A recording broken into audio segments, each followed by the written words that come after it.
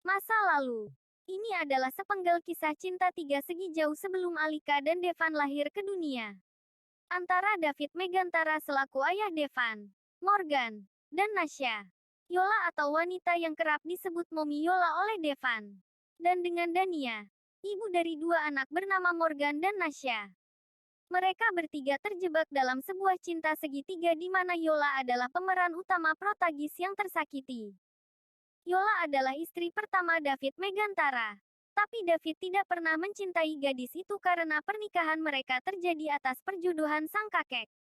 Tidak seperti cerita dalam novel yang bisa membuat cinta tumbuh bersemi di antara mereka seiring berjalannya waktu. David justru makin benci karena kehadiran Yola dianggap penghalang hubungannya dengan Dania. Selama menikah dengan David, hidup Yola tidak pernah bahagia. David bahkan sudah menjelaskan terang-terangan sejak awal bahwa wanita yang dia cintai sebenarnya adalah Dania. Sehingga pernikahan mereka bisa disebut sebagai pernikahan di atas kertas.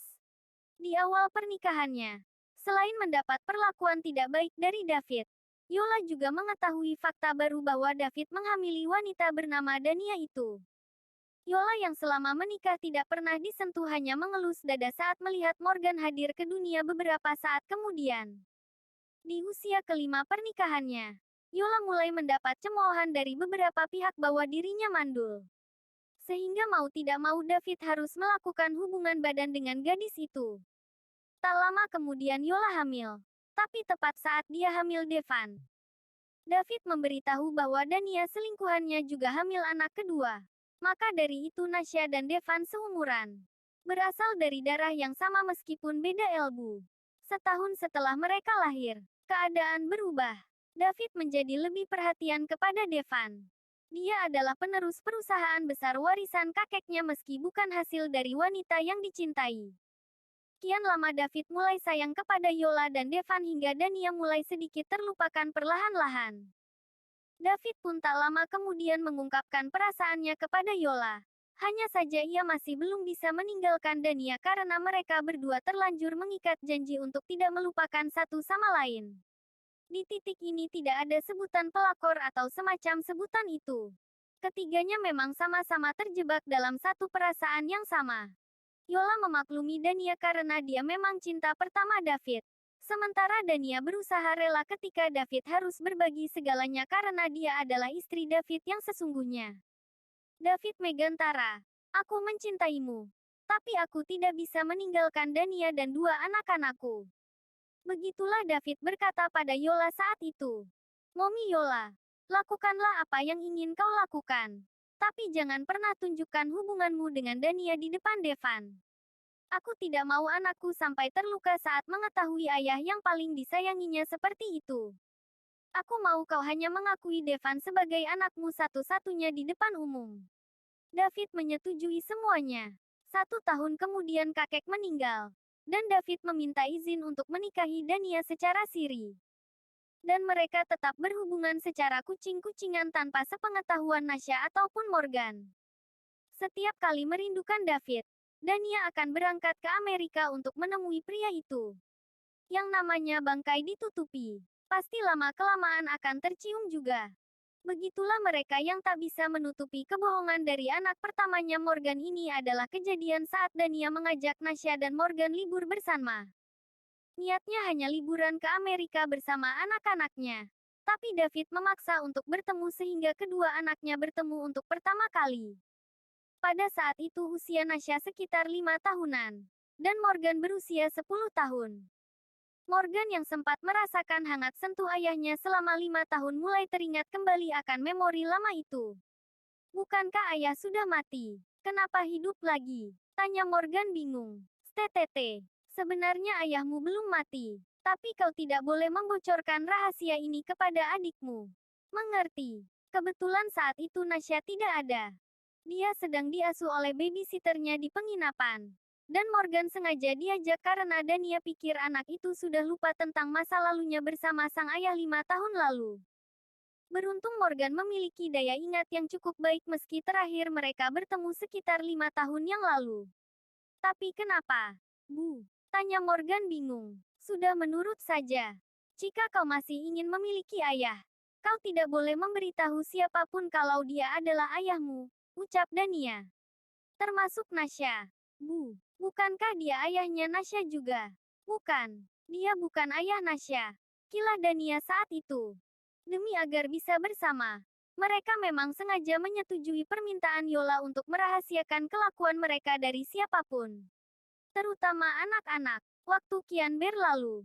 Karena memori ingatan itu. Sampai sekarang Morgan menjadi anak satu-satunya yang mengetahui bahwa David Megantara adalah ayah kandungnya. Sayang kenyataan begitu perih. Demi reputasi keluarga Megantara, Morgan tetap dianggap orang lain oleh David. Bahkan semua aset perusahaan sudah dipastikan akan jatuh ke tangan Devan. Semua itu tertulis jelas. Sementara Morgan hanya bisa menjadi karyawan seumur hidup meski skillnya sangat jauh dari Devan yang memang tidak menyukai dunia itu. Konflik tidak hanya selesai di titik ini. Hal itu semakin diperparah saat David dengan bodohnya menyuruh Dania menyekolahkan Nasya di kampus yang sama dengan Devan. Takdir buruk mempertemukan mereka dalam satu cinta yang sama. Keduanya menjalin cinta tanpa ada yang tahu bahwa ada darah yang sama mengalir di tubuh mereka. Sampai suatu hari tiba, di mana Devan mengajak Momi Yola untuk mampir ke rumah Nasya. Momi Yola yang memang tidak tahu bahwa Nasya adalah anak Dania mau-mau saja bertemu dengan mereka. Momi Yola, kamu, Dania. Dania membeku saat mengetahui Elbu Devan adalah Yola. Dania, jadi kau adalah Elbu kandung Devan. Keduanya saling bicara di tempat sepi tanpa sepengetahuan Devan ataupun Nasya. Bisa dibayangkan betapa perihnya hati Yola saat itu. Momi Yola, ya Tuhan, kenapa semuanya bisa seperti ini? Yola menatap geram madu David. Hatinya jelas terasa sakit. Apalagi ketika melihat Devan dan Nasya tampak akrab membahas rencana pertunangan. Sungguh ia tak kuasa menahan semua rasa itu. Dania, aku juga tidak tahu kalau Devan adalah anakmu. Itu salahmu sendiri kenapa sejak awal tidak mau berhubungan baik dengan aku dan anak-anak. Momi Yola, cih, gampang sekali kau bicara seperti itu. Dania, memangnya mudah berhubungan baik dengan madu dari suamiku. Dania, kenyataannya aku adalah istri David juga. Jadi sudah sepatutnya kita hidup rukun dan saling mengenal satu sama lain. Yola tersenyum kecut. Dania, kenapa diam? Dania meninggikan satu alisnya. Momi Yola, memang kau sudah siap menerima banyaknya aib jika kau memperkenalkan diri sebagai madu David. Aku begini karena sedang menutupi aib suamiku. Petinggi di perusahaan Megantara akan menyingkirkan Davin jika kau sampai muncul ke publik. Apa kau lupa soal itu? Jadi setinggi apapun cinta David kepadamu, hanya aku satu-satunya orang yang bisa muncul sebagai istri sahnya di depan umum. Yola menang 1 poin. Dania hanya terdiam tanpa kata. Momi Yola, kau harusnya tahu diri. Dania, perusahaan David tidak murni milik David. Jika dulu keluargaku tidak menggabungkan perusahaan kami, mungkin industri Megantara tekstil tidak akan sebesar ini. Dania makin diam tak berkutik. Momi Yola, sudahlah. Aku malas berdebat panjang lebar soal masa lalu. Sekarang aku benar-benar tidak peduli dengan hubungan kita bertiga. Sekarang lebih baik kita bahas soal anak-anak. Aku tidak mau mereka memiliki hubungan terlarang. Apalagi sampai berpacaran. Tegas Yola. Segala menjadi kacau semenjak kejadian itu. Baik Dania maupun Yola sama-sama melarang keduanya menjalin hubungan.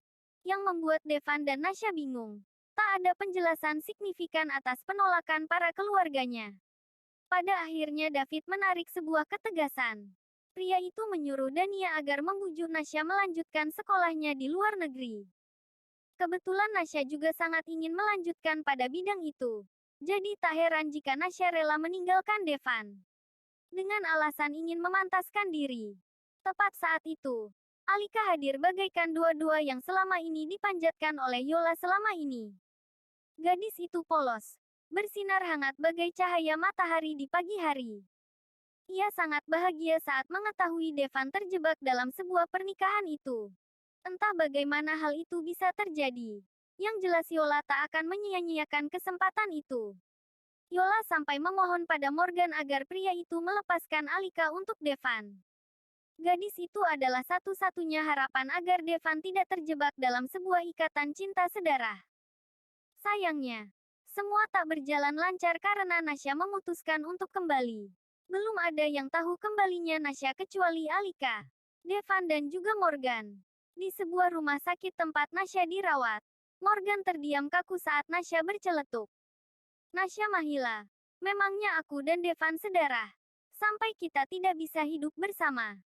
Morgan, jaga bicaramu Nasya. Nasya Mahila, wow, kenapa aku harus menjaga bicaraku? Bahkan bercanda saja aku dilarang. Kehidupan macam apa yang sedang aku jalani? Nasya tersenyum getir. Morgan, itu bukan sembarang hal yang bisa seenaknya kau jadikan bahan candaan. Morgan memijit pelipisnya yang terasa berat. Menjadi satu-satunya anak yang tahu kebejatan para orang tuanya cukup membuat Morgan seperti diterpa beban luar biasa. Apalagi ketika dalam keadaan begini. Ia merasa pusing. Morgan, ini bukan masalah sedara apa bukan? Bercandamu terlalu konyol.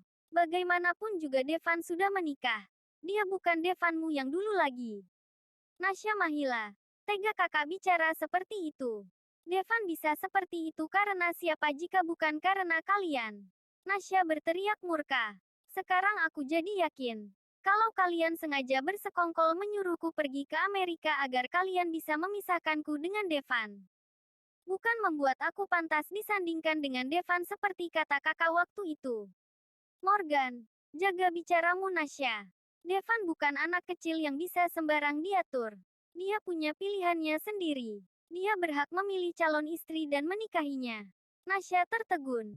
Ingatannya kembali pada beberapa bulan lalu saat Devan dengan serius mengatakan ingin mencari wanita lain yang akan ia cintai melebihi Nasya jika wanita itu sampai pergi ke luar negeri. Apa wanita itu adalah Alika? Apakah Devan sungguh-sungguh melakukan sesuai janjinya? Tiba-tiba Nasya meraung. Devan adalah tipe laki-laki yang bisa dipegang janjinya. Nasya juga teringat saat dirinya mengalami emosi berlebihan karena terus-menerus dilarang pergi. Tanpa sadar sebuah kalimat putus keluar dari mulutnya. Dan itu adalah awal dari hancurnya hubungan mereka. Sekarang Nasya sadar bahwa dirinya sendirilah yang menghancurkan hubungan mereka berdua. Melihat sang adik meraung seperti itu, kemarahan Morgan kembali luluh. Ia sadar kalau dirinya terlalu banyak menghakimi tanpa mau melihat dari sisi Nasya.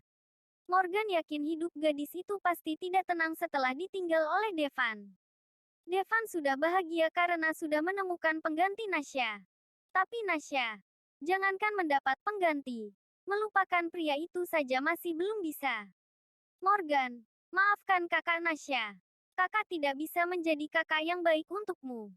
Kakak harap suatu hari nanti kau bisa menemukan kebahagiaanmu sendiri tanpa harus merusak kebahagiaan orang lain. Pria itu memeluk sang adik lekat-lekat. Nasya Mahila, hatiku sakit. Kak. Nasya terus meraung di pelukan sang kakak. Ia meratapi nasibnya yang tak selaras dengan keinginannya. Morgan, kembalilah ke Amerika Nasya. Mulai saat ini kau harus berani mengikhlaskan Devan. Bagaimanapun juga kau dan istrinya sama-sama wanita. Kau pasti lebih mengerti dan paham akan perasaan sesama wanita. Nasya mengangguk, lalu mendongak. Nasya Mahila, terus bagaimana dengan kakak? Bukankah wanita itu adalah wanita yang kakak cintai? Kenapa kakak begitu lemah? Kenapa kakak malah memberikan orang yang kakak cintai kepada Devan? Pertanyaan itu berhasil membuat Morgan tertegun lagi. Dia bukan jodohku. Jawab pria itu berusaha logis. Nasya Mahila. Tapi kau pernah dekat dengannya. Dan kau bilang dia juga mencintaimu bukan?